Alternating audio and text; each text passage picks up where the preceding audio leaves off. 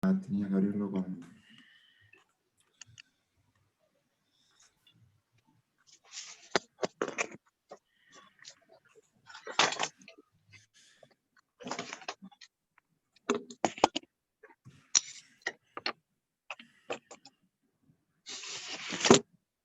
No estoy acostumbrado a usar el Microsoft Edge.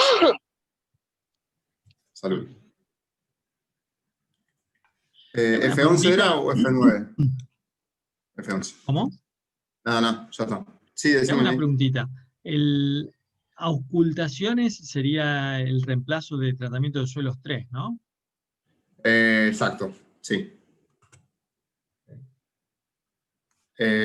Como información que dejé o que dejamos, como documentación complementaria, no sé si llegan a ver, hay un paper de la Torre de Pisa, que ahora vamos a ver algunos tipos de tratamiento que se realizaron en la Torre de Pisa. Después hay una hoja técnica de Hola.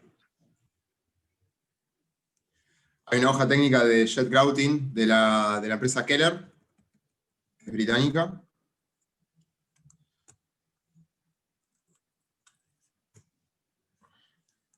Y una teórica de inyecciones de fracturación y compactación. Nosotros ahora vamos a ver la introducción a este tema, así que el que quiera ahondar en esta información, acá está aplicado más en detalle las inyecciones de fracturación, compactación y compensación. Y después, no sé si Nadir, si la subiste, hay un par de imágenes de jet grouting, de una obra en Argentina, que bueno, que siempre está bueno mirar la disposición de equipos y eso, así que posiblemente después cuando lleguemos a la parte de jet grouting, si nos da el tiempo, volvamos sobre esto y vemos un poco la distribución de equipos. Por ejemplo, acá están los hilos de cemento para hacer el jet grouting, acá está no sé si ven mi flecha, el mouse. Sí, te veo. Ok. Bueno, en la parte de abajo, contra el enrocado, se ve el equipo que está realizando jet grouting. Está el equipo. Bueno, la cabina de operación del jet grouting, que es la mitad, y la otra mitad donde acopiamos materiales. Y en los otros son los hilos y la planta de preparación de todo el cemento para hacer jet grouting, y otro es de bentonita. Ahí se ve cómo están trabajando en eso. ¿Es el archivo que dice Jet Grouting Keller? No, estas son unas fotos adicionales que subí como para que les queden, digamos. Es el único jet grouting que conozco acá en Argentina. ¿Está dentro de alguno de los 3 PDFs que me pasaste por No, mail? estas son fotos, te las pasé también, son fotos aparte, ¿Y adicionales. a dónde estarían? ¿En un mail aparte? No, en el mismo correo. Están dentro de la carpeta Jet Grouting Break-In TBM Emisario Rachuelo. Bueno, ahora lo busco. No, hasta ahora no lo había encontrado, no lo había visto. Cualquier cosa te digo. Ok, si en caso de que no esté, posteriormente te las paso y la subimos también, así Seguro. queda la información. Y si es más fácil de subir al campus con un solo archivo, generamos un solo archivo, no hay ningún inconveniente. Adelante, gracias. Bueno, hablando de qué es lo que es la documentación complementaria que hay, empezamos a ver inyecciones de suelo. La clase pasada vimos todo lo que era tratamientos del terreno, métodos generales. Vimos distintos métodos, y nos faltó ver las inyecciones, que es otro tipo de tratamiento de suelo. También hay algún tipo de inyecciones que tienen algún uso del tipo estructural. Así que, bueno, lo vamos a ir repasando a medida que vayamos avanzando con la diapositiva. Bueno, el sexto tipo de tratamiento de suelo entonces son las inyecciones en suelos.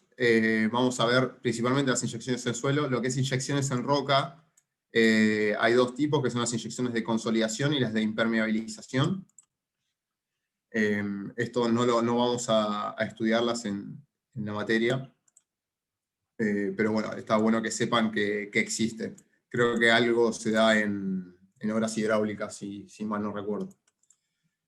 Bueno, en inyecciones en suelos tenemos tres tipos. Tenemos las inyecciones de impregnación, las de desplazamiento y las de fracturación.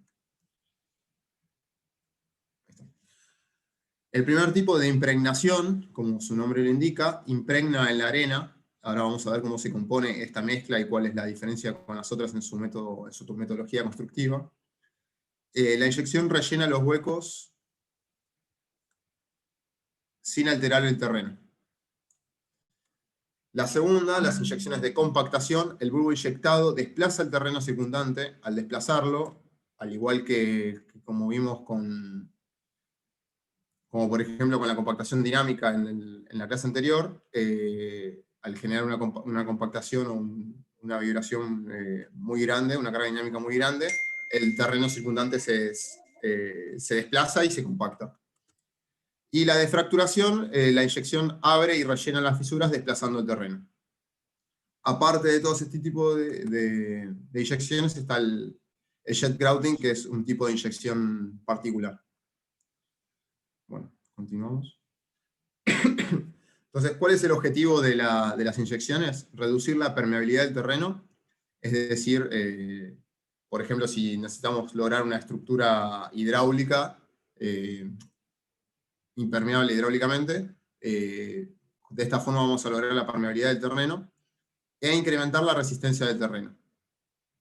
Por ejemplo, en el caso que les mostré las fotos, la reducción de la permeabilidad está asociada a que abajo, donde se estaba realizando el jet grouting a 40 metros de profundidad, estaba por ingresar una máquina tuneladora, y esa máquina tuneladora, cuando hace los primeros metros de avance, lo conveniente es que no haya presión hidrostática en el frente de la máquina.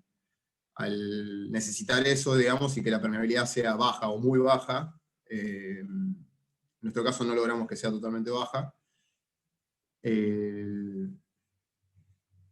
se hace algún tipo de tratamiento.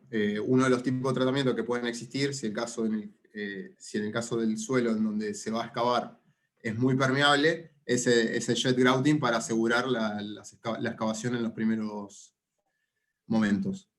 Entonces, reducir la permeabilidad del terreno e incrementar la resistencia del terreno. ¿Y qué se precisa? Una mezcla que endurezca y un método adecuado para introducir la mezcla en los puntos deseados. En los puntos deseados, ¿qué quiere decir? Que puedo ser selectivo en la profundidad en la que yo quiero hacer la inyección. Ahora lo vamos a ver. En el caso del jet grouting, se determinó hasta qué profundidad se llegaba con el jet grouting, cosa de poder, en nuestro caso era cerrar, eliminar todo el contacto con el pampeano, que son, perdón, con el pampeano, con las arenas puelchenses, donde hay presión de agua. Entonces la idea es poder definir en función de mi estudio de suelos que tengo, hasta qué altura o en qué zona de la profundidad que yo tengo se adecúa a la obra que yo tengo que realizar. Bueno, el primer tipo, que son las inyecciones de impregnación, el procedimiento típico es el de los tubos manguito. Se le llama tubo manguito, abajo ven dos imágenes, porque tiene dos obturadores, uno arriba y otro abajo. Acá en la foto de la derecha se ve mejor, parece como una arandela de goma. Entonces tiene dos obturadores con una válvula abierta, donde cuando yo le inyecto desde arriba, sale entre los obturadores, sale la inyección a la presión deseada, digamos.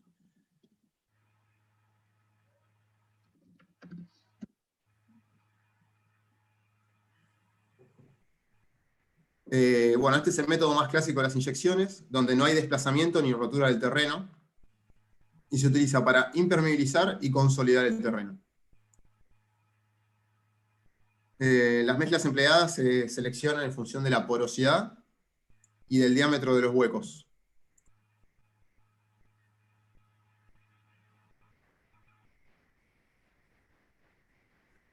Las características de la mezcla. Bueno, estas son algunas características de las mezclas y cómo hay que diseñarla según los distintos tipos de suelo que tengamos. Por ejemplo, no es lo mismo realizar este tipo de tratamiento. Habíamos dicho que necesitamos, es una inyección de impregnación, por lo tanto va a ser para un suelo granular o con bajo contenido de finos. Por ejemplo, en una arena gruesa y grava, la mezcla es mucho más fácil que fluya a través de ese suelo que una arena limosa o arcillo limosa. Por eso la composición de la mezcla, por ejemplo, en una arena limosa o arcillosa, es conveniente que sea con resinas. Acrilamida, fenoplasto o aminoplasto. Ahora se me ocurrió, después si tengo, no tengo fotos, pues nosotros estamos próximos a hacer un tratamiento con inyecciones de resinas para lograr la impermeabilización como si fuese un tipo de pilote. Y bueno, como es un suelo limo-arcilloso, se determinó que se utilicen resinas. Después cuando tenga algunas fotos le subo al campus. Las características de las mezclas de cemento-agua.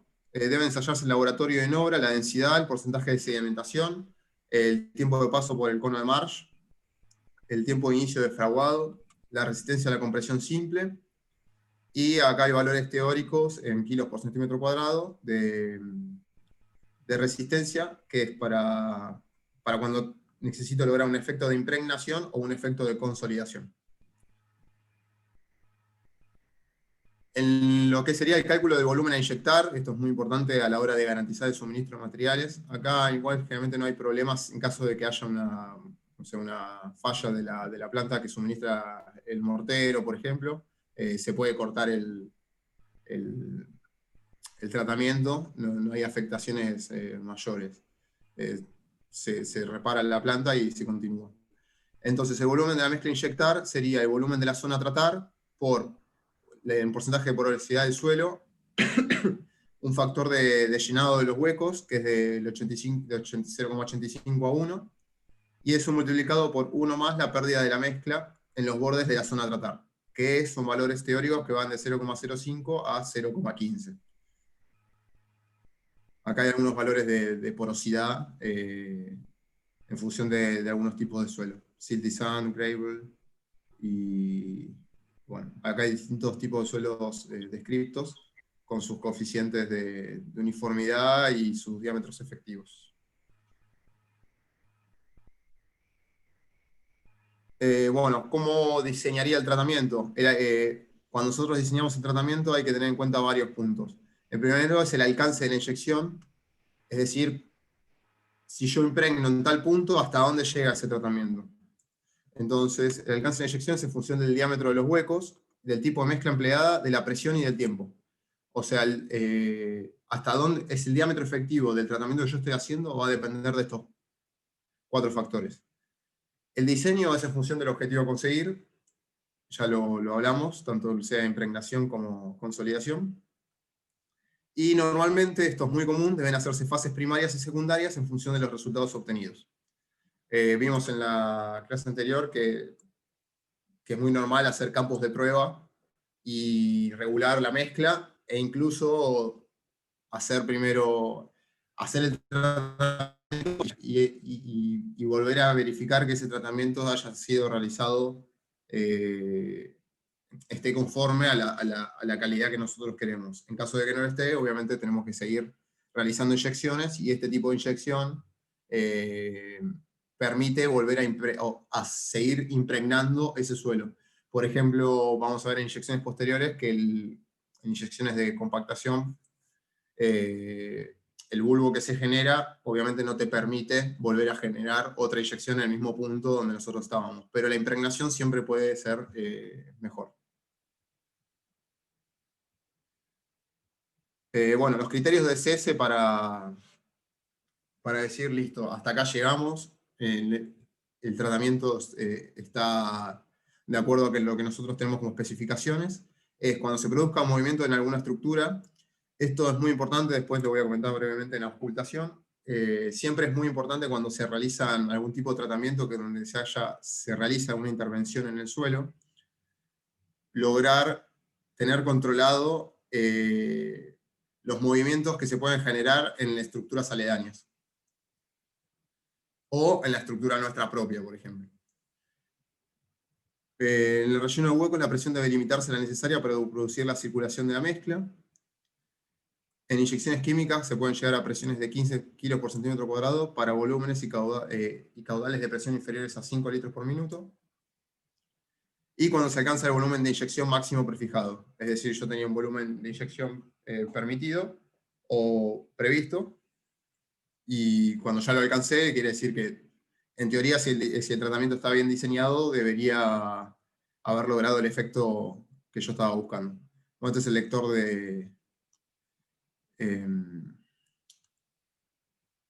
que está asociado a la tubería de inyección. Bueno, el segundo tipo de inyección es la de compensación-fracturación, que es este. Debería haberlo puesto al revés, perdón. La inyección de fracturación abre y rellena las fisuras desplazando el terreno. Esta es la misma imagen que vimos al principio. Entonces, ¿qué es lo que hace este tipo de inyección? Acá se puede ver en las fotos de abajo un ejemplo de cómo fractura el terreno y va haciéndose pasos, es como que arma el suelo. Entonces se persigue la rotura del terreno por fracturación hidráulica sistemática y obviamente controlada. Provocada por la presión de inyección. Quedan rellenas las fracturas y se produce un armado que impermeabiliza y consolida el terreno.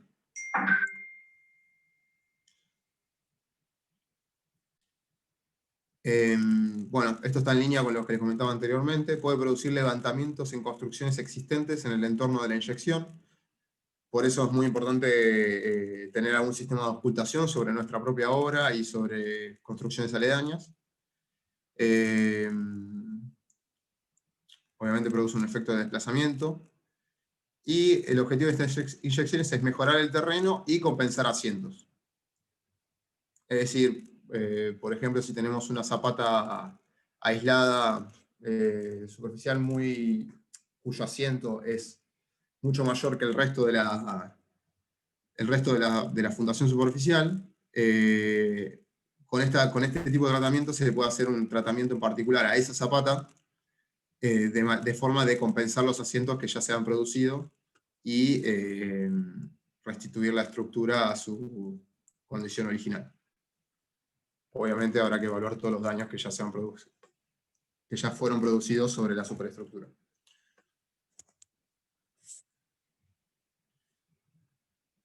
Bueno, para este tipo de inyección se utilizan mezclas fluidas, y los planos de rotura son las discontinuidades o irregularidades del suelo y perpendiculares a la tensión principal menor del suelo. Acá en este tipo de inyección, como les comenté anteriormente que era lo más normal, se utilizan también los tubos manguito. Lo único que cambia es el tipo de mezcla y las presiones de inyección. Los alcances pueden llegar hasta los 5 y 6 metros. Y el campo de aplicación ya es muy apta. Esta inyección es apta para suelos con alto porcentaje de finos, como para suelos cohesivos, suelos limosos, arcillosos, blandos a rígidos, poco permeables. Y las presiones son de 10 a 30 bares, mucho mayor que las inyecciones de impregnación. Bueno, acá algunas características de la mezcla. Las lechadas tienen una relación de agua-cemento igual a 1. La diferencia entre lechada y mortero es el que no tienen contenido de arena. Las presiones es de 1 a 2,5 megapascales. Como hemos visto, casi 30 bares de presión. Los volúmenes de 40 a 150 litros en varias pasadas, 4 a 6 episodios. Y bueno, en la parte de abajo se ve se ve en el gráfico de la fracturación hidráulica y cómo era la condición inicial, la inyección después del primer step, que sería del primer episodio o de la primera inyección realizada, la segunda inyección, cómo se va fracturando todavía más el terreno, y en inyecciones sucesivas que el terreno continúa su fracturación hidráulica. Bueno, algunas fotos más. Acá se ve el tubo manguito de PVC, cómo quedó luego de la inyección.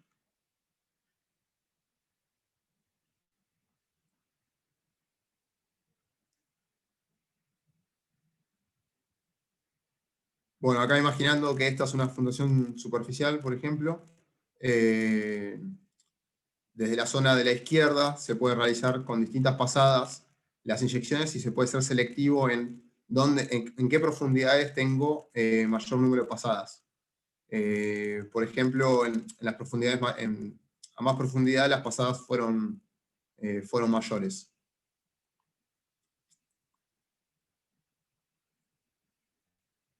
Esta selectividad, digamos, es lo que permite el tubo manguito con su doble obturador.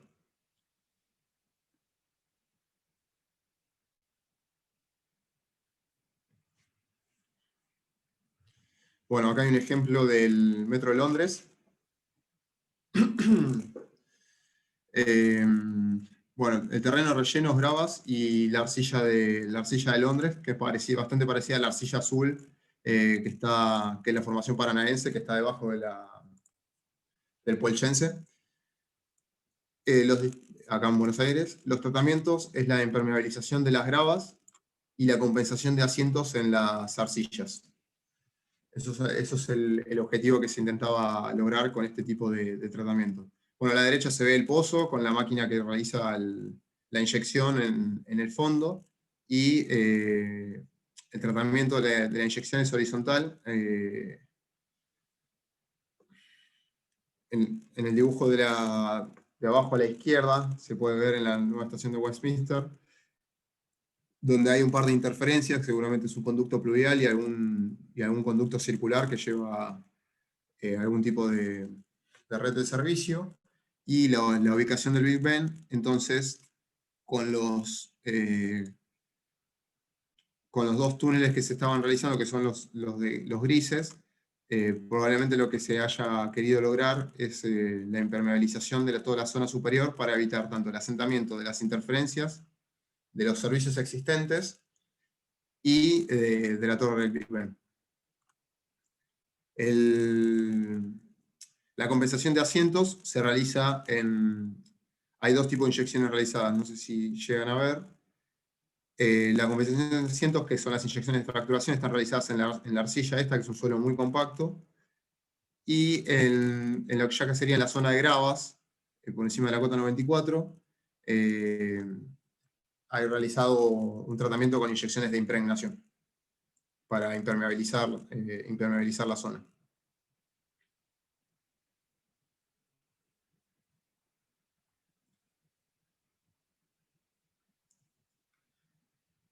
Bueno, lo que sería el tercer tipo de inyección, de compactación o de baja movilidad,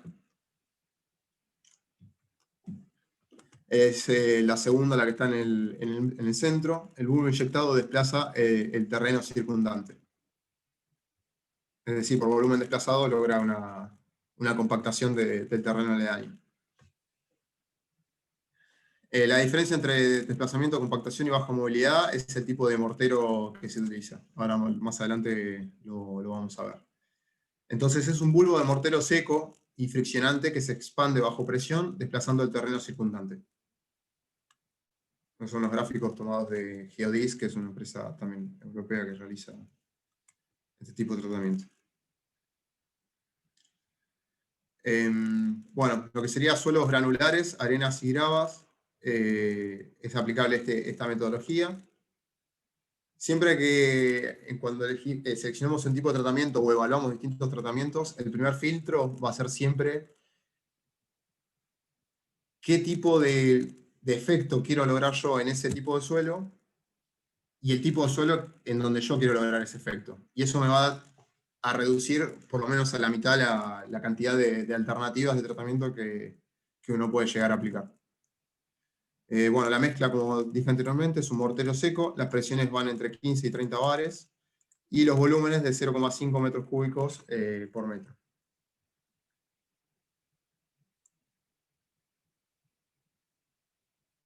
Las inyecciones de compactación o desplazamiento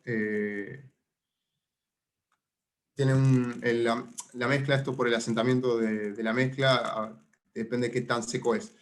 El cono de Abrams es de 4 a 5 centímetros, y las que son de baja movilidad tienen un cono de Abrams de 8, entre 4 de 5 a 10 centímetros, digamos.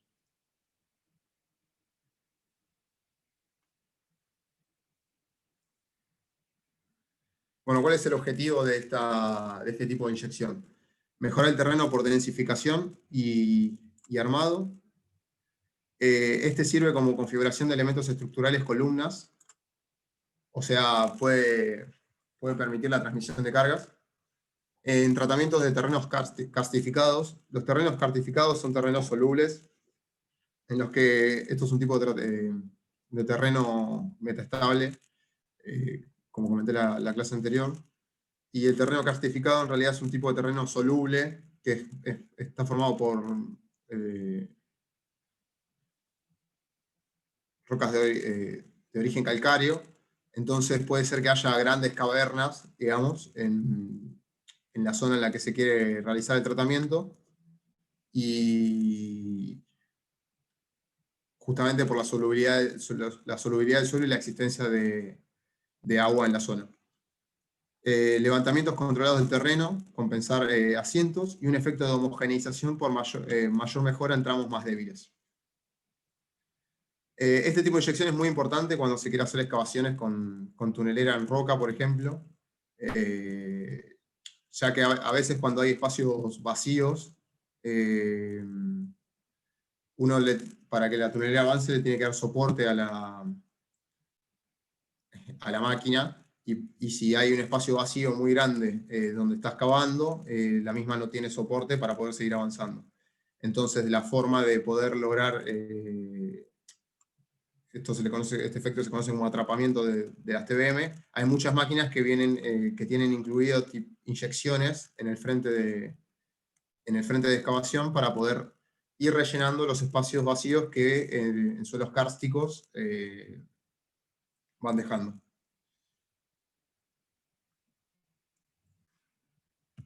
Bueno, como comenté, uno de los usos puede ser como aplicación como elementos estructurales. Acá se ven los distintos bulbos, y bueno, como si fuese un piloto de anclaje, tienen una barra roscada y una placa de anclaje con sus respectivas tuercas de ajuste.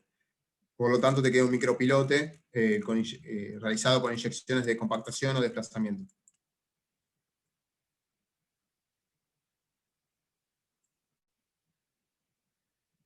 Bueno, acá hay recalces de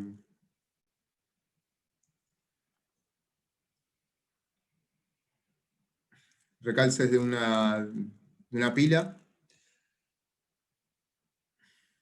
y se ve que es en suelo de relleno, y acá se va viendo cómo se va haciendo los distintos bulbos para poder levantar la platea que está en la parte superior, digamos.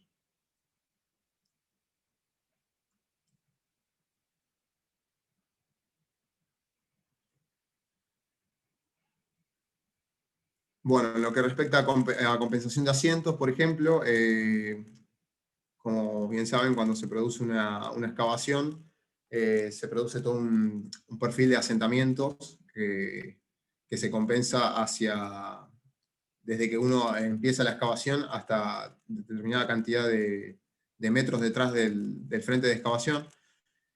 Y obviamente en todos estos asentamientos, depende de la distancia que hay de superficie, los mismos tienen que estar estimados o medidos y estar auscultados, es decir, ir controlando en superficie los asentamientos que se van produciendo.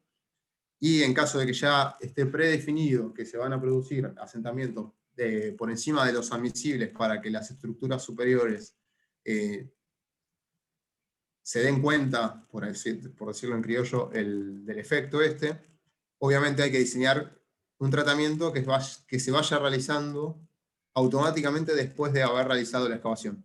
Por ejemplo, a la derecha, cuando se está excavando, todavía no están realizados los bulbos de la inyección de compactación, pero ya a partir del tercer, cuarto anillo, ahí sí ya están colocados todos los bulbos y están empezándose a hacer las distintas inyecciones. Obviamente, acá dice pre-drill crowd holes, todos los agujeros donde se va, los hoyos donde se va a realizar la inyección de compactación tienen que estar prehechos en el momento en que la tunelera pase por esa zona.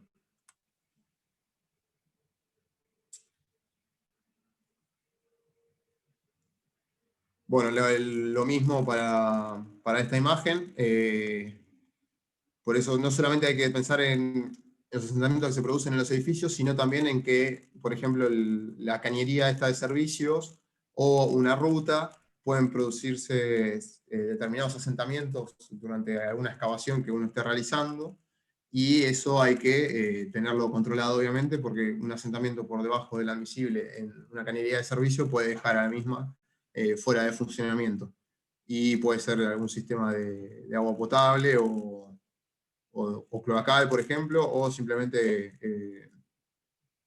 también llevar cañeros eléctricos, y bueno, podría producir, obviamente, consecuentes demandas.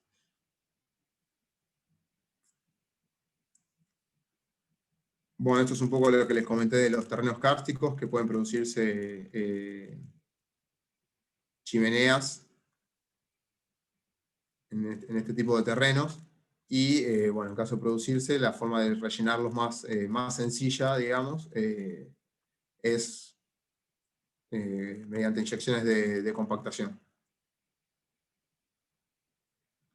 En caso de no poseer el equipo, por ejemplo, en caso de que suceda en Buenos Aires, conozco otras empresas que han llenado que se han rellenado el espacio, digamos, con mortero relleno de densidad controlada con bajo asentamiento.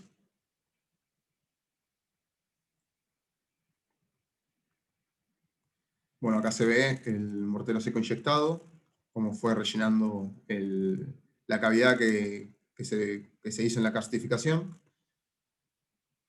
Bueno, hay un mortero fluido en el centro, y en los laterales se puso una mezcla más seca, con una relación agua-cemento, de forma de contener la mezcla inyectada entre los dos bulbos exteriores.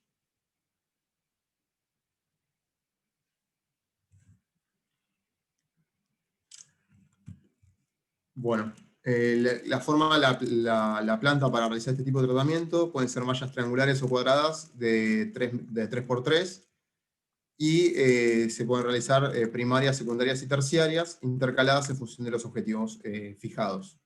Obviamente en la zona que uno se hizo el bulbo no podría, pero si el intercalamiento está realizado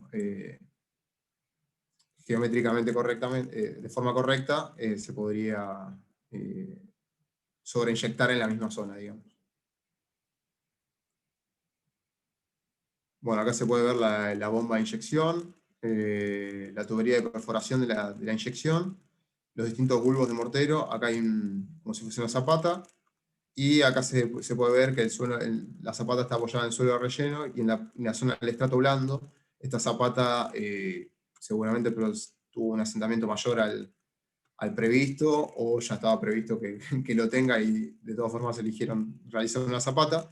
Entonces, bueno, se puede realizar este tipo de inyección para compensar estos asientos.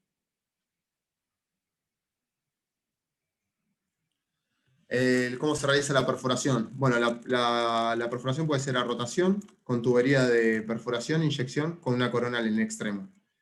Se puede utilizar también el tubo manguito. Y el diámetro de la corona, que creo que hay una foto más adelante, si no ahora les muestro.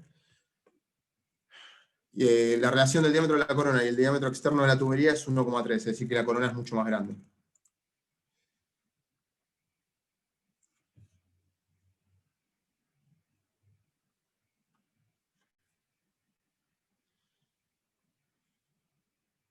Bueno, acá se puede ver la extracción de la tubería con la máquina perforadora, o acá con unos gatos hidráulicos y una mesa de trabajo en el que se hace presión sobre la base para ir retirando los distintos tipos de cañería.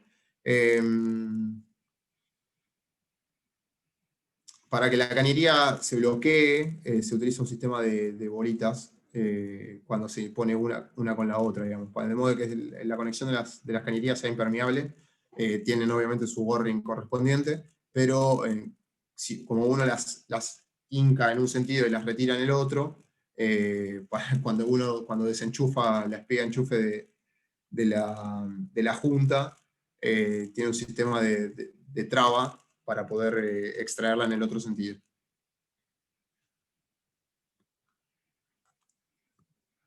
A ver si les puedo mostrar.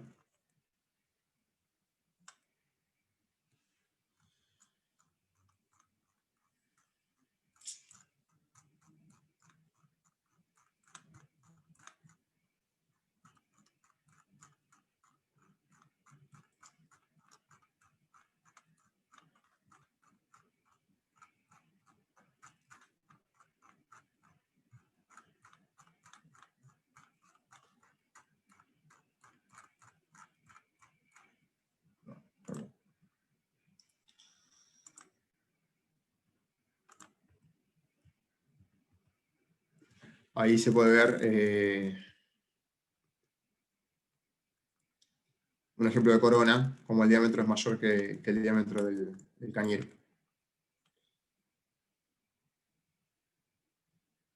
Bueno.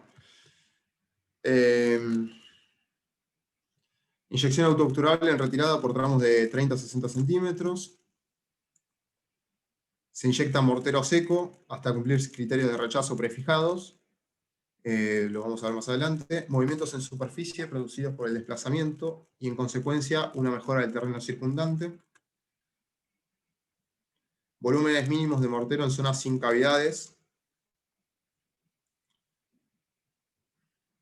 Y la mejora del terreno suele ser suficiente cuando el volumen inyectado alcanza el 10 al 15% del volumen de terreno tratado. Mayores admisiones indican cavidades, como vimos en terrenos kársticos. La velocidad de inyección no debe superar los 50 a 60 litros por minuto y se inyectan en 10 a 15 metros cúbicos por turno de trabajo, es decir que el bombeo es bastante lento en función obviamente, del consumo. La cantidad de metros cúbicos que uno puede inyectar por hora, más o menos 1 metro cúbico por hora. Bueno, esto también es de la empresa Geodis, se puede ver cómo tienen colocadas las mangueras de forma como el mortero seco, de no producir la obturación dentro de las cañerías, dentro de la tubería de inyección. Y bueno, acá dice que tienen que tener un diámetro mínimo de 5 centímetros, sin ningún tipo de obstrucciones, con codos o curvas de radio amplio y con juntas estancas.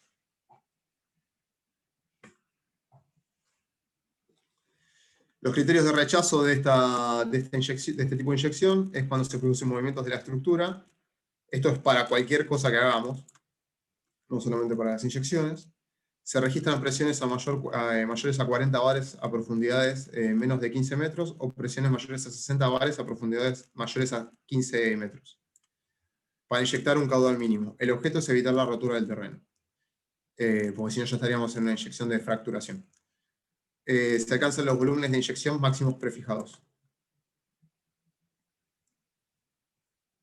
Bueno, acá hay un par de fotos del mortero seco y la dosificación muy en términos de hora, 4 partes de arena y 2 de cemento y cenizas, y bueno, agua a disposición para lograr un asentamiento entre los 4 y los 10 centímetros. Bueno, acá se puede ver una columna realizada y extraída, con diámetros de 40 centímetros en la parte inferior, 46 y 60. Obviamente, no solo depende de la presión de inyección y del tipo de mortero que estoy poniendo, sino también de la resistencia del terreno en esa profundidad de permitir el desplazamiento. Digamos que a una misma presión puede ser que en distintas profundidades logre distintos diámetros de bulbo.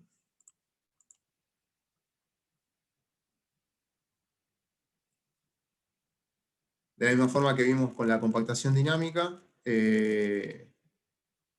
bueno, esto es de un hospital en California, de la empresa Geodis, y bueno, se puede ver cómo mejoró en términos del número de golpes, que es el ensayo más sencillo de realizar en obra, cómo mejoró ese mismo suelo luego de realizar una inyección de compactación en esa zona. Principalmente lo que fue mejorado es la zona de arenas y arenas limosas medias a finas con lentejones de limos.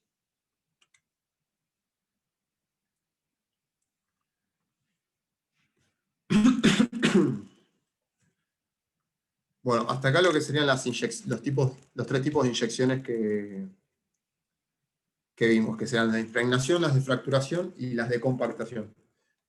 ¿Alguna duda de las anteriores? Si no, avanzo con jet grouting.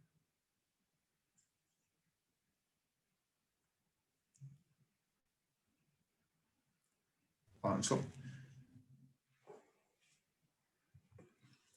Bueno,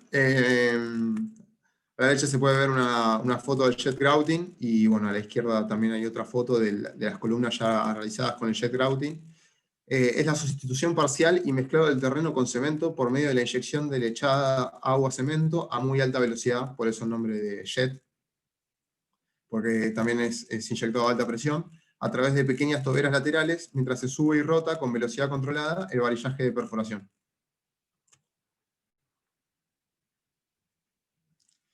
Dentro de los tipos de jet grouting tenemos tres tipos. Tenemos el simple, donde solamente se inyecta a presión la lechada; el doble, donde la lechada está recubierta por aire por encima y por debajo; y el triple, en el que la excavación, como pueden ver, en el primero se va realizando el tratamiento al mismo tiempo que se excava. Llamémosle excavación, en realidad es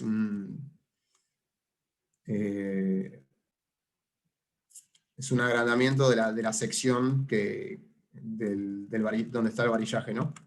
Y en el triple, la lechada no participa de agrandar la sección para hacer la inyección. La lechada esta es inyectada a una presión menor, pero la inyección de aire, de agua recubierta por aire, es la que realiza la excavación. Bueno, ¿qué tipo de aplicaciones tiene el jet grouting? Bueno, puede ser utilizado para recalces de fundaciones superficiales, como paraguas en túneles, y también en los portales de acceso, por ejemplo, a una montaña, donde siempre por estabilidad de taludes es bastante complicado iniciar la excavación. Se suele realizar este tipo de tratamiento de forma de cubrir todo lo que se encuentra por debajo.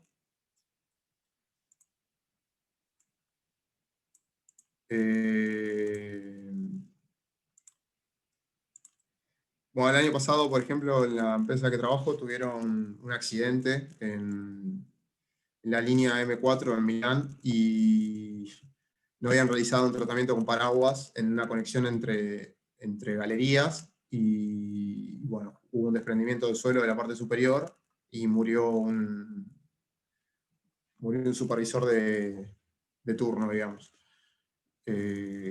Y bueno, para poder continuar la obra, hicieron todo un tratamiento con paraguas, y se pudo realizar en forma más segura y sin tener mayores inconvenientes. Así que siempre hay que mirar del lado de la seguridad los tipos de tratamiento que se realizan, que a pesar de que sean costosos, es para incrementar el factor de seguridad de la excavación. Las pantallas de estanqueidad puede ser para lograr un efecto, en este caso es para evitar el sifonamiento en el tapón de fondo. Acá hay un tapón de jet grouting. Y también puede ser como pantallas impermeables, por ejemplo, para una presa, para evitar filtraciones de un lado de aguas arriba hacia aguas abajo.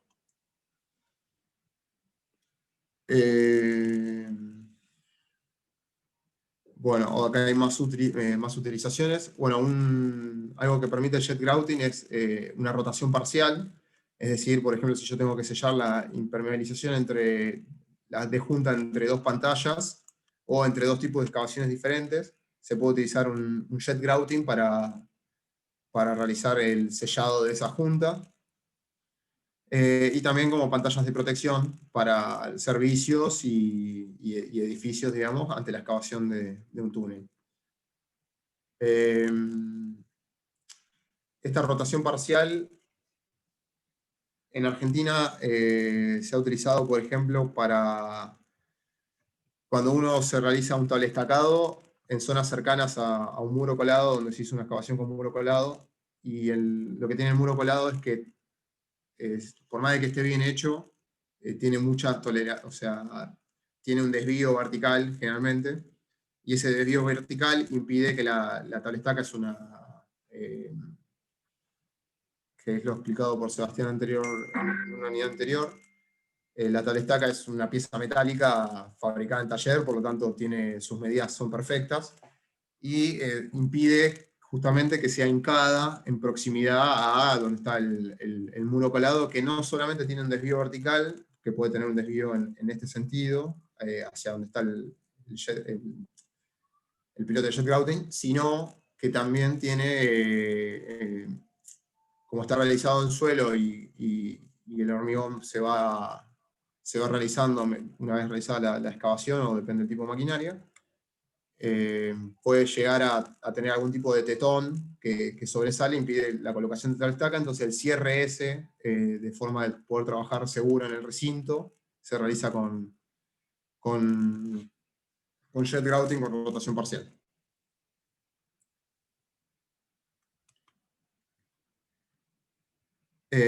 Bueno, acá se puede ver el proceso. Primero se realiza la perforación con la corona, como les mostré en la foto. Se llega a la cota final y se comienza la utilización del jet hasta llegar al final de la inyección. Los equipos es la bomba de inyección, la perforadora, la planta de fabricación de la lechada y conjunto de barras, cabeza de inyector y el monitor para poder ir controlando todos los parámetros de la inyección.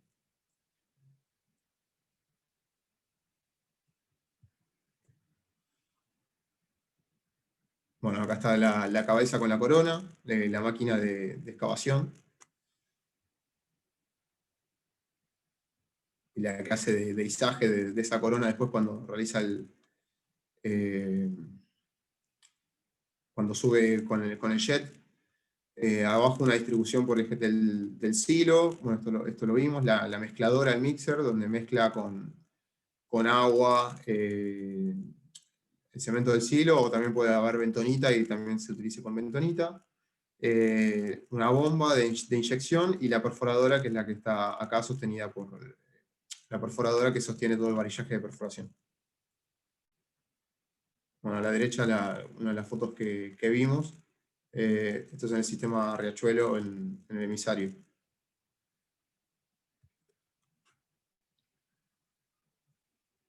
Bueno, en lo que respecta a materiales, se utiliza cemento, bentonita, agua, aditivos acelerantes y retardadores de fraguado y lechadas. Los tipos de lechada, bueno, este es el tipo que se utilizó en esta obra, pero obviamente todo esto lleva un diseño atrás y que esta es la dosificación que resultó de un campo de prueba realizado previamente y del análisis de los resultados de ese campo de prueba. Como personal para realizar estas tareas se necesita un capataz, dos perforistas, dos inyectistas, dos mecánicos soldadores, 4 oficiales y 4 ayudantes, y un técnico de higiene y seguridad. Esto es para poder trabajar continuamente en 2 turnos. Los parámetros de inyección se determinan conforme al campo de prueba, donde a partir del diámetro resultante se diseña el tratamiento. Los controles que se tienen que hacer durante el jet grouting serían la velocidad de ascenso del tren de barras, o sea, como cómo voy subiendo todo el varillaje de perforación, las revoluciones por minuto en el que gira la herramienta de corte.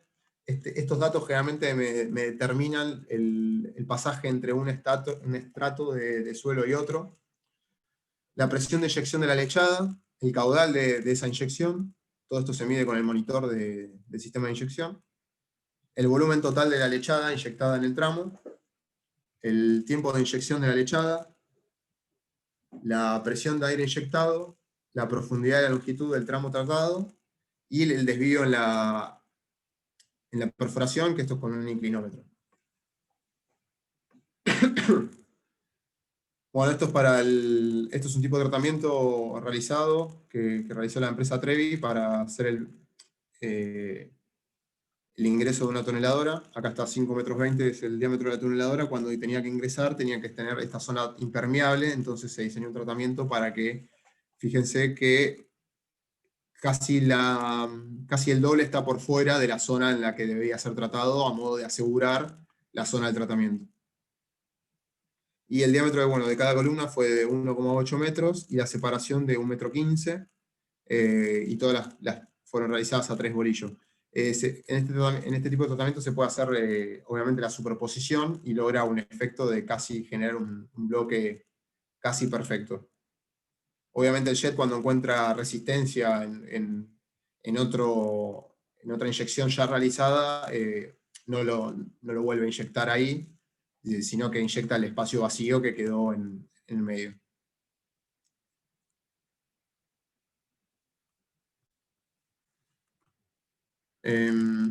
Bueno, este es otro tipo de inyecciones que también se ha utilizado en Buenos Aires para, por ejemplo, sostener en suelos de relleno, lo que sería el postpampeano, para sostener cañerías o desagües. Bueno, lo que es una mezcla con suelo, básicamente, no tiene mucha ciencia. Lo único, la herramienta, que es esta, la de la foto que se ve abajo, y la va inyectando por debajo de manera de poder ir mezclando con el suelo y lograr este tipo de pilote de suelo cemento.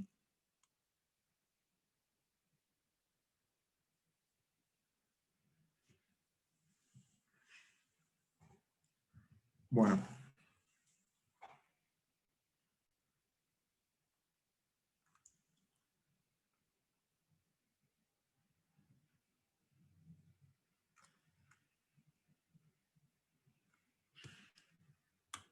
Bueno, acá hay dos ejemplos de utilización de inyecciones para poder definir algún tipo de tratamiento de modo cualitativo, digamos, sin ponernos a realizar ningún tipo de estimación o cálculo. Si pueden ir leyendo, yo voy a leer muy despacio. Durante el comienzo de las obras, se realizó el estudio de afección de edificaciones próximas o en el radio de influencia de la infraestructura a construir, y de dicho análisis se obtuvo un punto de alta sensibilidad o con un riesgo alto de afección. Por ello se debe realizar alguna acción o medida preventiva y reductora de dicha afección.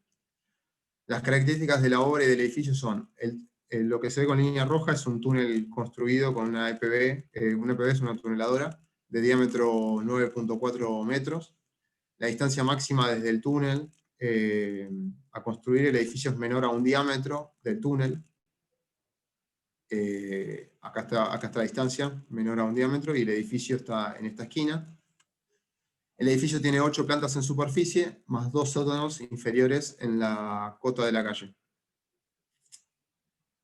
Entonces, lo que se pregunta es, la acción o medida preventiva y reductora de la afección, ¿en qué consistiría o qué tratamiento proponemos? Obviamente hay que proponer algún tipo de inyecciones de las que vimos. Las características del tratamiento propuesto, que serían las características que vimos de ese tratamiento. Explicar cómo se construiría eso. Cuáles serían los pasos, qué maquinaria se necesita, cuándo tengo que cortar dicha inyección. y dibujar esquemáticamente en un corte cómo sería la disposición del tratamiento en el terreno, en planta como en perfil, digamos.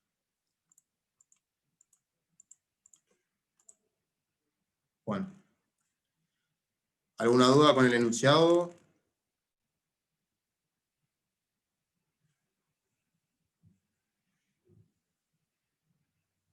No, creo que no. Ok. Bueno. Un comentario. Lo primero que tienen que pedir es que haya un estudio de suelo, digamos, o por lo menos esté especificado en una estratigrafía las características del suelo para poder seleccionar ese tipo de tratamiento. La verdad es que en el enunciado no hay nada, entonces a priori es muy difícil determinar algo. De todas formas, esto está comentado a continuación, en forma cualitativa, si no hay un tipo de tratamiento, si no hay un tipo de suelo realizado, analizado o análisis de suelo, hay que proponer algún tipo de inyección que permita adaptabilidad y flexibilidad en cualquier tipo de suelo. Entonces, bueno, el tratamiento como solución propuesto es hacer jet grouting en la zona continua entre el subsuelo y donde está la tuneladora, digamos, donde va a ser el pasaje de la tuneladora, con dos barreras inclinadas.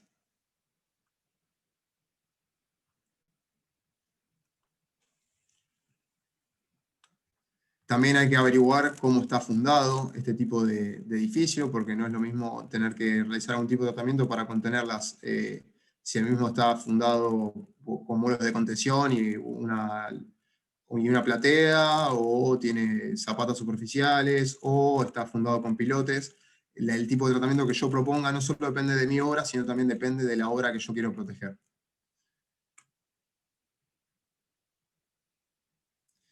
En obras reales, bueno, el panel de técnicos ayuda, esto es una estimación cualitativa, ¿no? Pero bueno, obviamente siempre hay un panel técnico que es especialista en este tipo de tratamientos y nos ayuda a elegir, o mismo los proveedores que te quieren vender algún tipo de producto o de tratamiento, te van a ayudar a elegir cuál metodología es la mejor. Y obviamente siempre es muy importante tener en cuenta que haya experiencia local en esa metodología, o sea, que haya sido realizada en el país o por la empresa en otros lados. Y el costo asociado a cada una de las metodologías, obviamente, eh, para que sea lo más económico posible y su resultado sea el mejor posible también.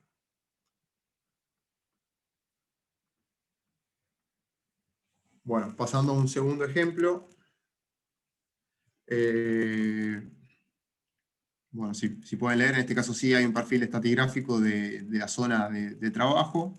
Esto es en Madrid, en la línea 11, en el barrio La Fortuna. A la salida de la estación La Fortuna, que es esta, el trazado de la tuneladora atraviesa una zona cuyos terrenos consisten en rellenos antrópicos poco consolidados.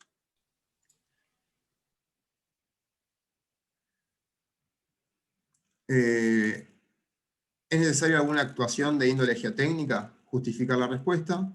Y en caso de ser necesaria alguna actuación, define esquemáticamente dicha actuación. Obviamente, como hicimos anteriormente, para definir un tratamiento hay que definir en planta cómo va a ser el tratamiento y también en algún corte cuál va a ser la zona de afección. Las características principales y otros aspectos que deben ser tenidos en cuenta. Bueno, después con la presentación, cuando la descarguen del campus virtual, van a poder ver bien todas las especificaciones que están dentro de este perfil geológico. Pero bueno, en principio se puede ver que lo amarillo son arenas, son distintos tipos de arenas, y ya lo que es más marrón son ya suelos cohesivos. Siempre todo está por debajo del nivel de freático.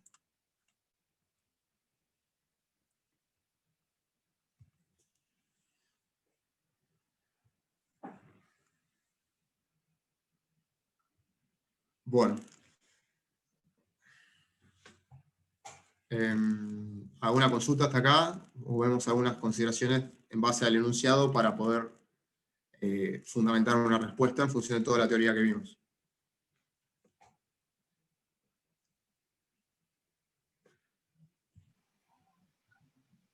No, de mi parte ninguna consulta.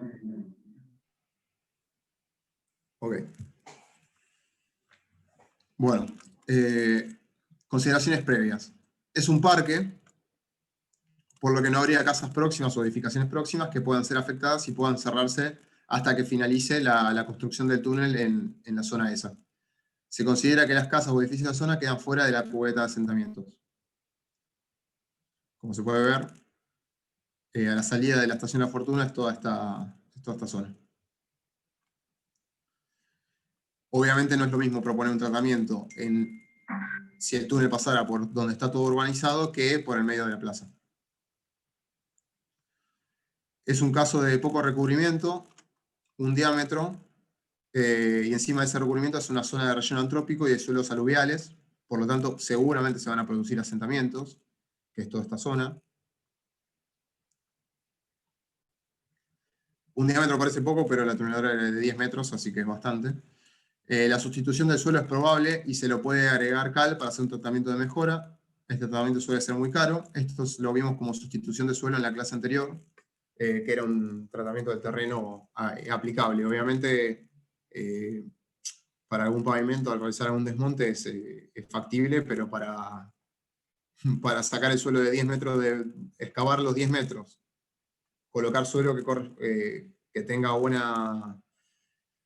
buen comportamiento frente a la excavación, y después hacer el pasaje, después de hacer la excavación, no tiene nada de sentido, por lo tanto ese tratamiento se descarta. Una solución con micropilotes verticales de superficie no sirve, debido a que se alcanza terreno de buena calidad. Cuando pasa la TBM serán cortados, no habiendo transmisión de cargas de la superficie con el manto resistente. Por lo tanto, tampoco sirve conectar la parte superficial con el manto resistente o con un suelo de mejor comportamiento geotécnico. Entonces, bueno, los distintos tipos de inyecciones. Pueden ser inyecciones de impregnación, el contenido de suelo es fino, entonces se descarta su utilización, no podemos hacer inyecciones de impregnación, habíamos visto que era para arena. Las de compactación, no es un terreno kárstico y el contenido de finos limita la utilización de la inyección.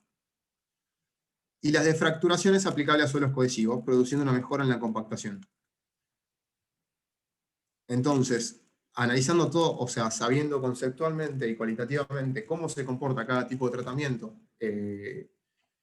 en qué tipo de suelo y cómo es el entorno del ambiente de esa obra, se puede descartar la mayoría de los tipos de tratamiento. También podría aplicarse a un jet grouting. Obviamente las inyecciones de fracturación van a ser mucho más económicas que realizar un jet grouting. Entonces con esto se puede lograr una compactación en el terreno y de esa manera disminuir los asientos. Entonces, bueno, el tratamiento propuesto, ahí está la salida de la estación La Fortuna era esta zona. No llegué a leer las progresivas, disculpen.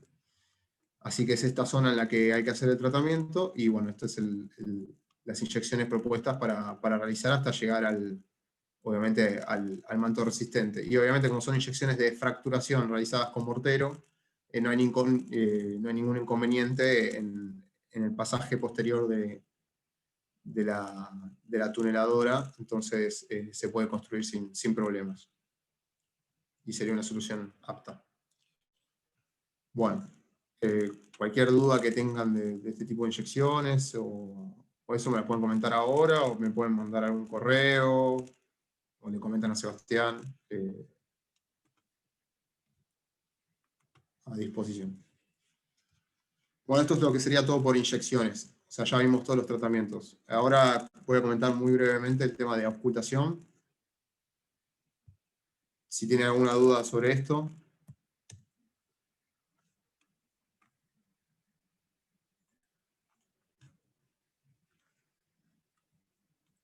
A ver si... Bueno, acá hay fotos del jet grouting, que son más fotos del campo de prueba y la metodología constructiva del jet grouting final que se seleccionó, y del diseño.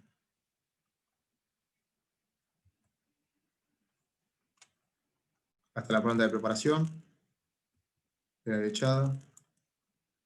El replanteo, según la plantilla, para poder iniciar las perforaciones.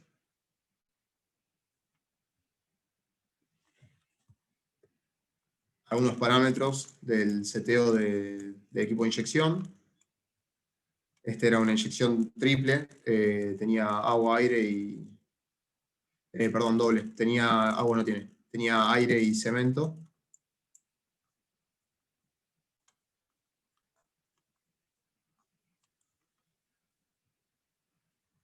El diámetro de los agujeros de inyección, del grout y del aire, la cantidad, tenía 2 de aire, uno por arriba, otro por abajo, y los de cemento también son 2 a la misma altura. No sé si hay un diseño por acá. Bueno, acá hay tres plantillas de seteos, digamos, distintos, con distintas dosificaciones que fueron probadas en el campo de prueba.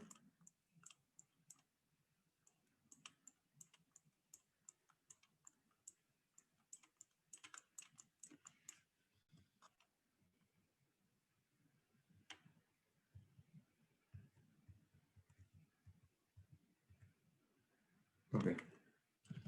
Bueno.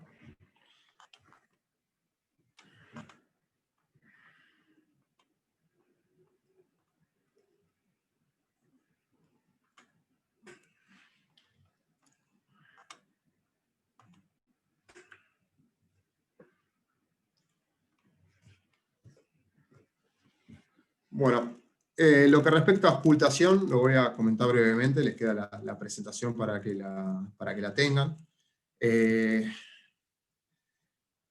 Más que nada es el concepto de que hay que controlar los asentamientos cuando uno realiza una obra y más cuando hace una intervención subterránea. Acá en la foto a la izquierda se ve en 1907, esta es una foto de una basílica en México, ahora no recuerdo la ciudad, ahora la vemos, digamos. Y bueno, se puede ver a la izquierda cómo estaba la iglesia, y bueno, a la derecha, respecto al muro rosa, cómo se ha asentado esta construcción. Casi 1,20 m, ha bajado en 100 años.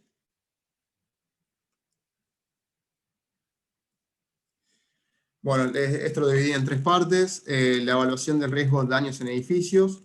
O sea, primero, cuando nosotros hacemos una obra hay que evaluar el riesgo y cuantificar esos riesgos de manera de establecer límites y umbrales y poder decir qué construcciones se encuentran en riesgo por la construcción que yo voy a realizar. Luego, en etapa de obra, seguramente en otras materias les han escuchado hablar de medición. Con la auscultación se ven en presas, porque generalmente las presas tienen todo un sistema de auscultación posterior que se mantiene en el tiempo, de forma de tener controlado de cierta manera el comportamiento estructural de la presa ante las variaciones de nivel, pero también en túneles, por ejemplo, en las construcciones, hay que tener una auscultación continua, de forma de ir verificando las convergencias que se producen, debido obviamente a las presiones de suelo. Y la metodología de un plan de auscultación es cómo diseñarlo y que el mismo sea correcto. Bueno, no voy a ahondar en la teoría, acá tienen cómo calcular o cuáles son los principales parámetros de la deformación en edificios.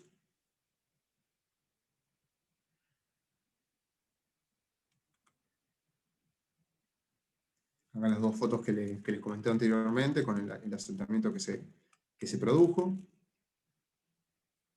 Esta es la misma iglesia, tuvieron que modificar toda para poder seguir teniendo acceso en todo el sistema de calles.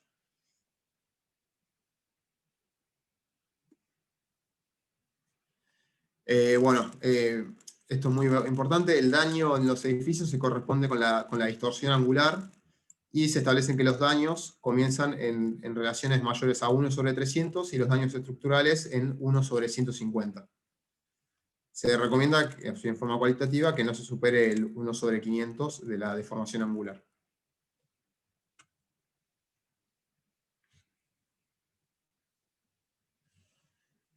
Bueno, toda esta teoría nace de una construcción, creo que el aparcamiento subterráneo cerca del Big Ben, en Londres, y la mayoría, en donde Burland y Roth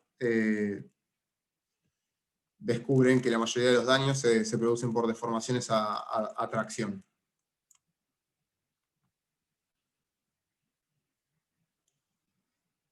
Esto es como estos dos ingenieros lo cuantifican al daño. Y tienen también un sistema de puntajes cualitativo, donde tienen distintas categorías de daño, y ves con una tabla donde se puede ver cuál es la descripción del tipo de daño, hairline cracks less than about 0,1 milímetros, o sea, serían fisuras del tamaño de un pelo. Es una categoría de daño 0, muy leve, leve, moderado, severo, muy severo.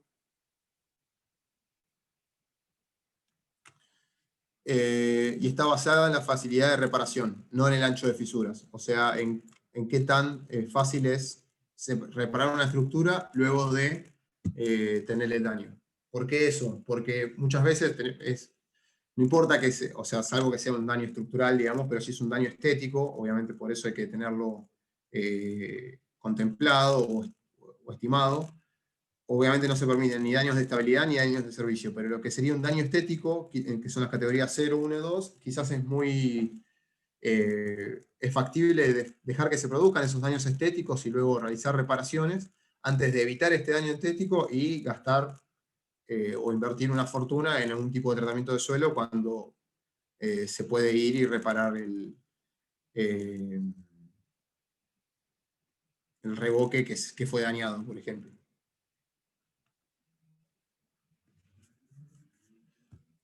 Bueno, este es un método de predicción de asientos de Peck.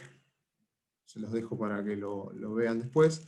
Bueno, el enfoque del riesgo de daño, Burland lo evalúa en 3 etapas: una evaluación preliminar, una segunda etapa y una evaluación detallada. De modo de ir borrando, como hay que hacer muchos análisis o hay que tener en cuenta muchas estructuras, que son las que están cercanas a nuestra obra, en el caso de que sea un túnel, o alguna obra lineal, hay que ir como reduciendo el parámetro de manera de trabajar lo menos posible, ¿no? Los edificios cuyo asiento provisto en campo abierto es menor de 10 milímetros y cuya pendiente es menor a 1/500 tienen un riesgo de daño despreciable y no precisan mayor evaluación. Algunos edificios particularmente sensibles se pueden mantener para la etapa 2. Entonces, como en la evaluación preliminar, se tiene como una limitación, los 10 milímetros. Esta es la curva de 1/500. Entonces, todos los edificios que...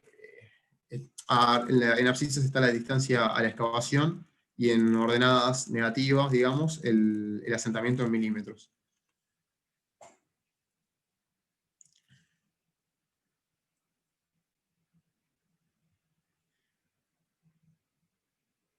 Bueno, entonces todos los edificios que quedan sobre la izquierda de la curva pasarían la evaluación preliminar y no deberían ser analizados, ya que están dentro de una zona que no se produce daño, digamos. Entonces los que tenemos que analizar son los edificios que tienen mayor asentamiento a mayor distancia a la excavación, digamos. O mayores a 30 milímetros cercanos a la excavación, o de 15 milímetros a 8 metros de la excavación. La segunda etapa, bueno, se estudian, obviamente hay que tener un relevamiento de cómo se encuentran fundados dichos edificios, se calculan las deformaciones máximas a tracción y se le asigna una categoría de daño correspondiente al edificio. Los edificios, los que son sensibles, acá se puede dividir, por ejemplo, un edificio de vivienda o de oficinas de algún monumento histórico. Generalmente los monumentos históricos hay que preservarlos con mayor cuidado.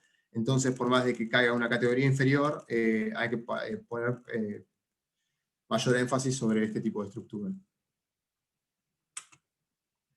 Bueno, y en la etapa 3 ya es una evaluación detallada, que tienen categoría 3 o superior y que se consideran sensibles.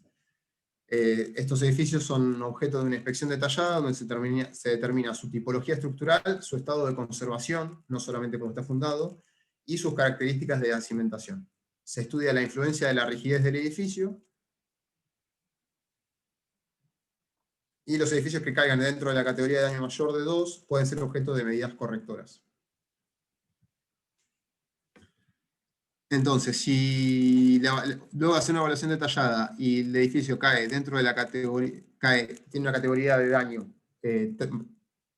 2 o mayor, hay que aplicar alguna medida de protección, que puede ser algún tratamiento del terreno o alguna otra solución que se piense, por ejemplo, no sé, desalojar el lugar y mover la gente a otro lado, por ejemplo, si son todos barrios de asentamientos.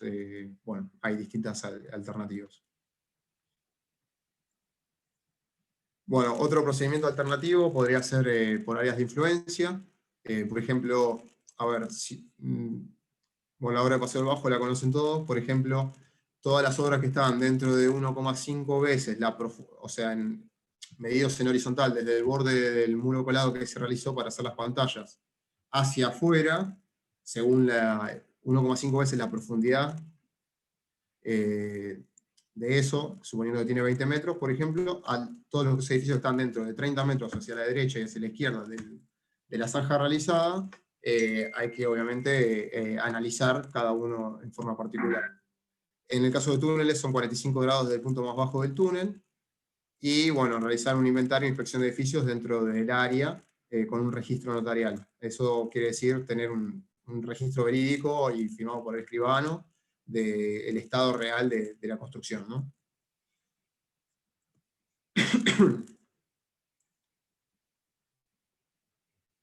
Bueno, acá hay una planilla de relevamiento de cada edificio, esto es en España. Una evaluación de riesgo del daño,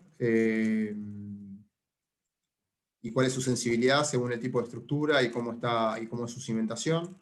Por ejemplo, una estructura de hormigón armado con zapata o losa, con un estado de conservación leve, tiene una sensibilidad media. Pero de muros de carga con también zapata o losa, ya en grado 3 ya tiene una sensibilidad alta, por lo tanto podría tener muchos problemas durante la construcción.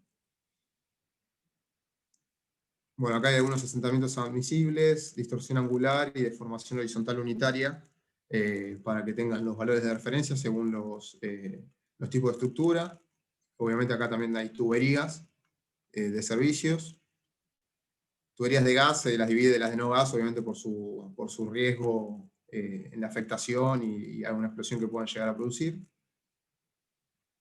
Bueno, en lo que es ocultación y comportamiento de edificios, la ocultación es más con elementos de topografía y de fina precisión, como aparatos especiales. Ahora los vamos a ver.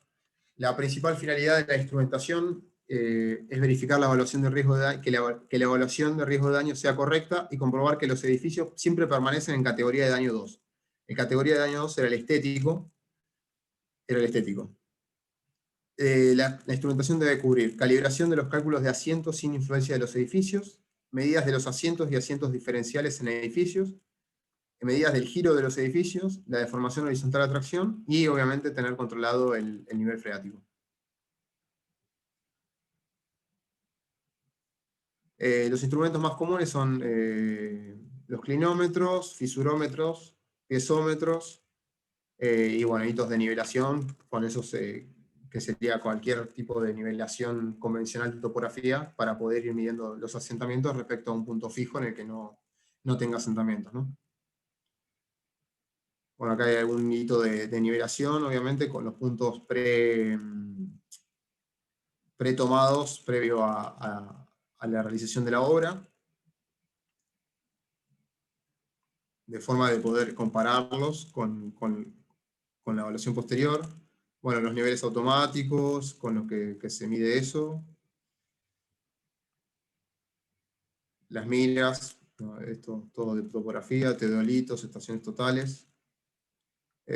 Acá a la derecha están como conectados con el puesto de dianas en las paredes de los edificios. Bueno, estos son células hidráulicas de asiento, donde se colocan en la fachada, no sé si hay otra foto. Acá son células hidráulicas de asiento, esto es en la Plaza del Sol en Madrid, y hay células hidráulicas de asiento, digamos, como para medir el asiento de este edificio y su distorsión angular, ya que se debería mantener el mismo nivel de líquido durante la construcción, por principio hidrostático. Bueno, electroniveles. Generalmente los que son aparatos electrónicos están conectados a algunas máquinas y bueno, con todo el tema de Big Data se tienen los valores en forma real, de forma de ir controlándolo desde una oficina. Lo mismo que con los clinómetros, se puede ir obteniendo valores reales minuto a minuto a medida que se está haciendo, por ejemplo, una inyección o alguna excavación.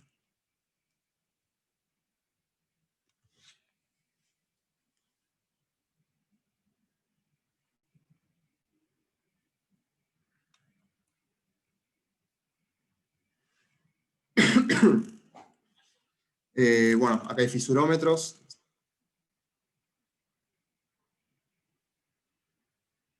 Fisurómetros de hilo. Deformómetro. Piezómetros para la medición del nivel freático.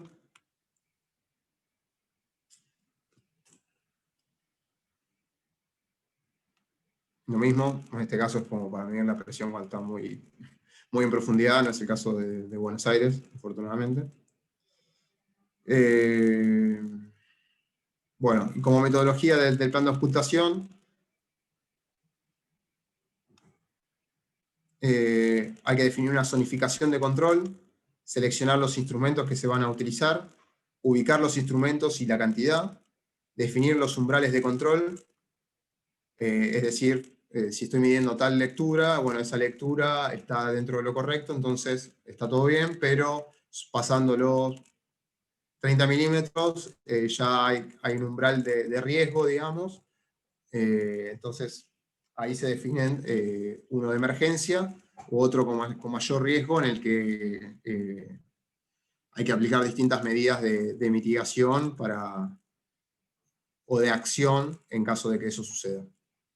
Y bueno, la frecuencia con las que tienen que realizarse las lecturas, cuando las mismas no son automáticas, por ejemplo, las tiene que realizar un topógrafo en superficie.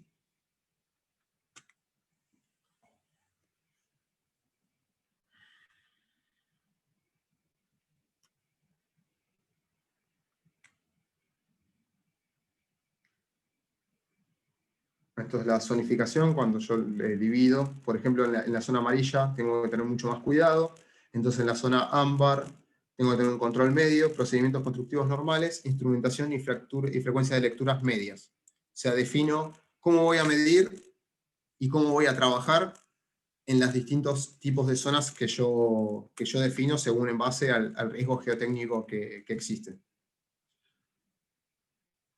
Lo mismo con los instrumentos, no es lo mismo la instrumentación que pongo en la zona en la que estoy tranquilo, que no va a pasar nada, que en la zona ámbar en la que tengo que aumentar no solo el número de lecturas, sino también la cantidad de instrumentación colocada.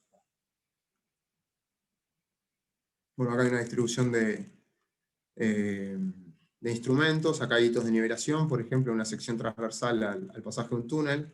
Estos salen hay en una calle y ya hay en la siguiente, y los otros puntos son todos también hitos o regletas colocadas en cada uno de los edificios con distintos puntos tomados con su lectura y que se van comprobando según una determinada frecuencia de lectura.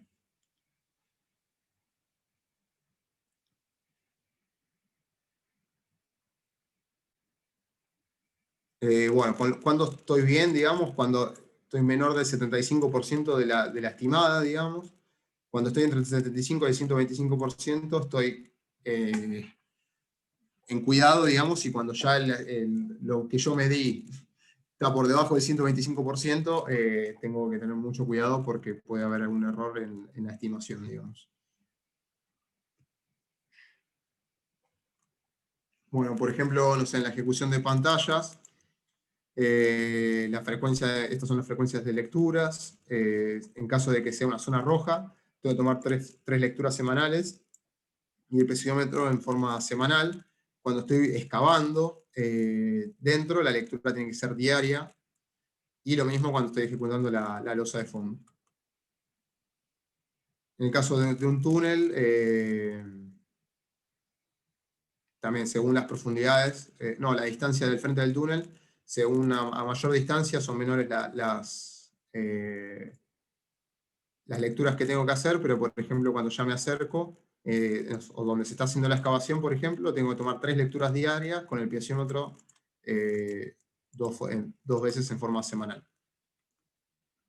Esto es un túnel con tuneladora. En lo que es excavado en mina debería ser mayor, dos frecuencias diarias, y las lecturas están mucho más cerca, digamos, entonces aumenta, cuanto mayor es el riesgo, mayor es el control que uno tiene que tener.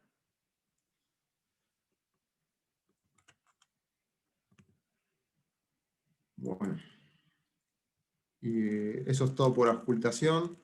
Ahora si quieren les muestro un ejemplo de auscultación en el túnel del emisario.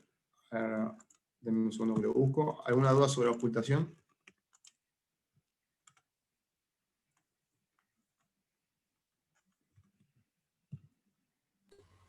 No, no.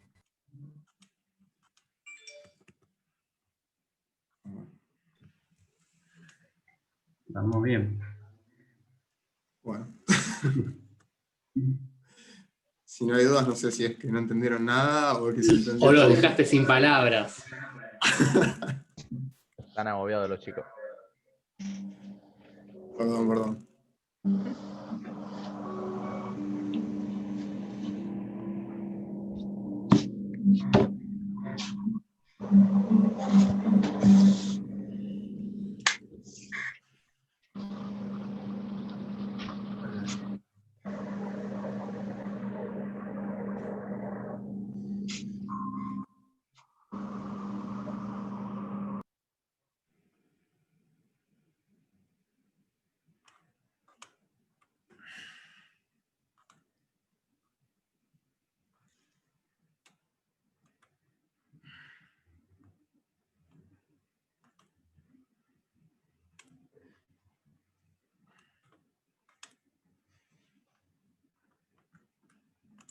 Ahí lo encontré.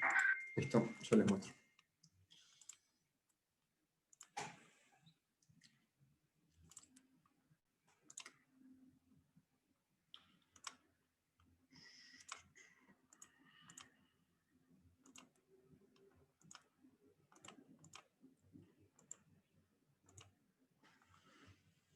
Bueno.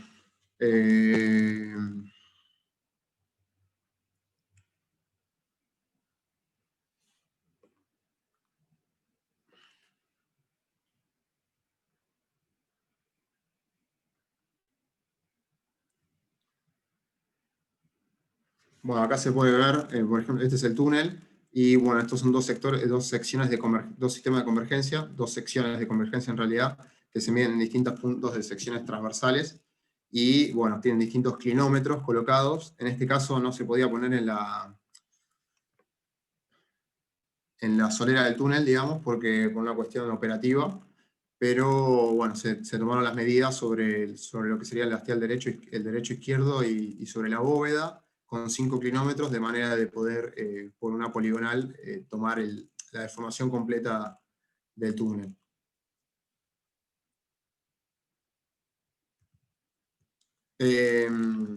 Acá se puede ver, esta es una viga, también se midió con una viga clinométrica, digamos, la deformación longitudinal, en el sentido de longitudinal del túnel, digamos. Estos números que están 8100, 8135, 8127 son el número de anillos, el número de anillos que corresponde.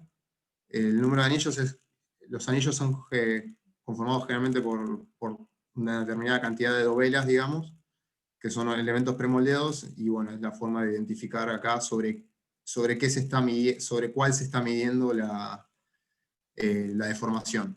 En este caso, bueno, están marcadas las dos secciones de convergencia, y la viga clinométrica es esta barra azul que está entre distintas progresivas.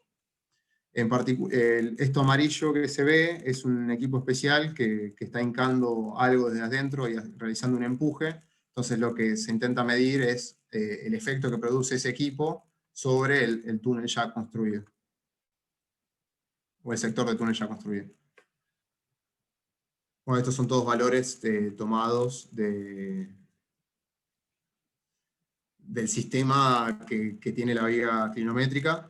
Esta es la interfaz de visualización, como dice ahí, en tiempo real. La podés ver desde tu casa.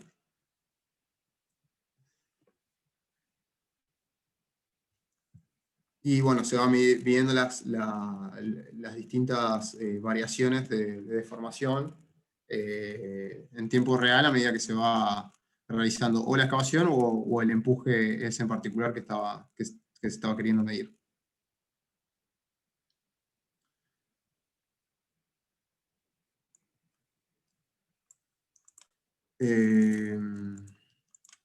Bueno, con Stan Gauge también se midió la carga aplicada, digamos, y bueno, acá se ve en los distintos horas de inicio y de fin, y las horas de lectura del servidor, de la carga aplicada sobre los sectores que se estaban midiendo las convergencias.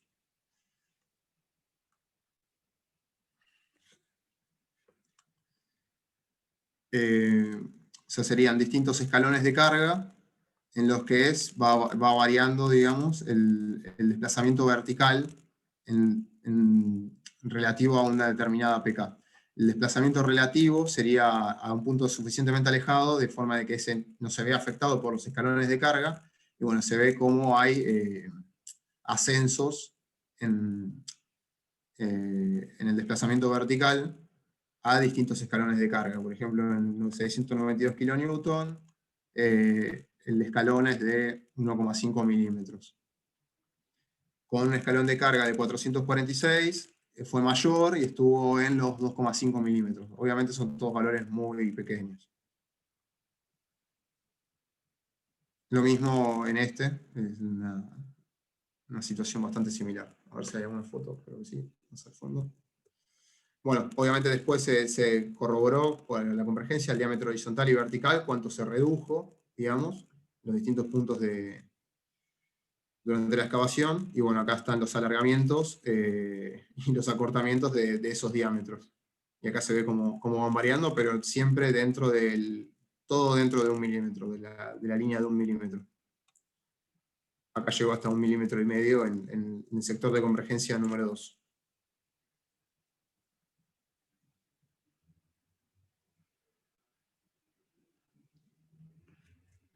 Bueno, acá hay fotos de los clinómetros.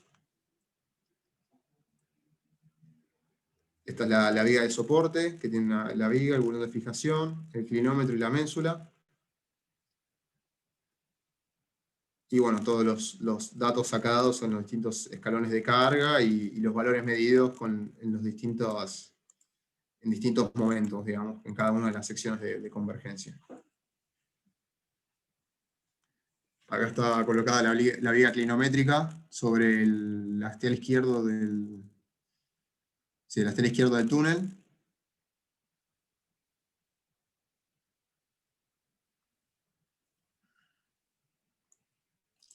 Esta es la estación de telemetría utilizada. Estos son los clinómetros colocados en la sección de convergencia. Eso que está ahí atrás es la máquina que está realizando el empuje sobre las dovelas del túnel.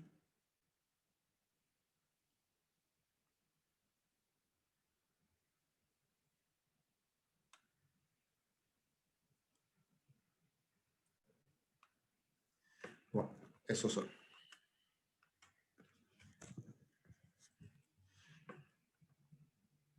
Bueno, ¿alguna duda? Por mí ya estoy.